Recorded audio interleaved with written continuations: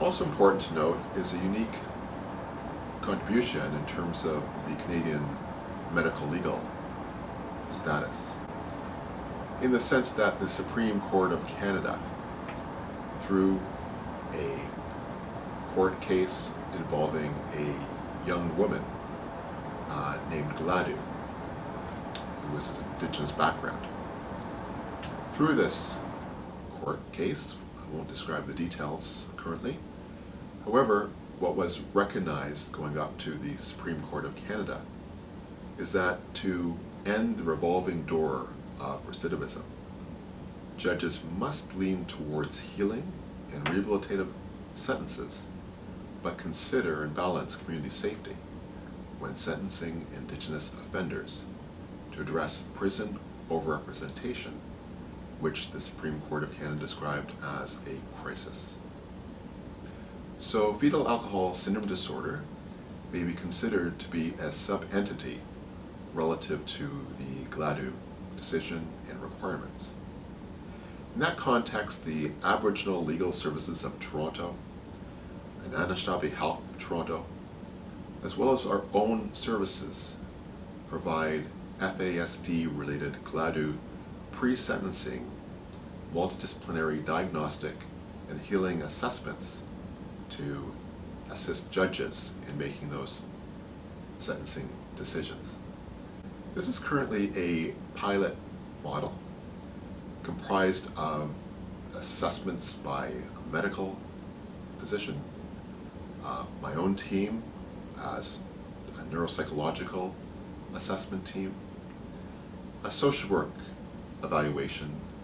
to help, as in all Gladu cases, discern the extent to which the individual's life and life history is commensurate with that of multi-generational trauma and post-colonial effects. In the FASD case, the social worker also helps by addressing or interviewing individuals who were around at the time of the pregnancy of the individual that we're assessing to better ascertain the likelihood of alcohol exposure during that pregnancy. Finally, and of utmost importance, is the traditional healer, who helps to identify the degree to which the individual is and does view part of their healing as being through reconnection with culture. In this context, and in the broader context, our community partners and our services have called for the development of an ecosystem, if you like.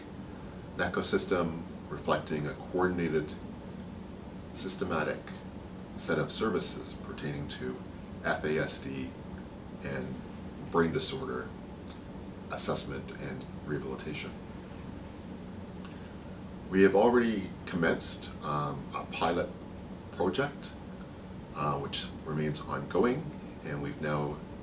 put in addressed a request for proposals in regards to providing expansion and permanency of these services. These include a clinically and vocationally integrated mental health and addictions program of care, a clinical in-home family wraparound model utilizing occupational therapy to address the social determinants of health as key elements, as well as an FASD and brain disorder clinical, teaching, and research hub. There would also be a link to the Gladu FASD protocol that I've just described, as well a linkage to the Ontario Attorney General's Office funded pilot project occurring currently with Aboriginal Legal Services and again with our own services. In addition, we have a pilot project proposed to evaluate an online cognitive screening protocol to serve as an assessment triage tool for elementary students and inmates to provide an early indicator of potential cognitive impairments,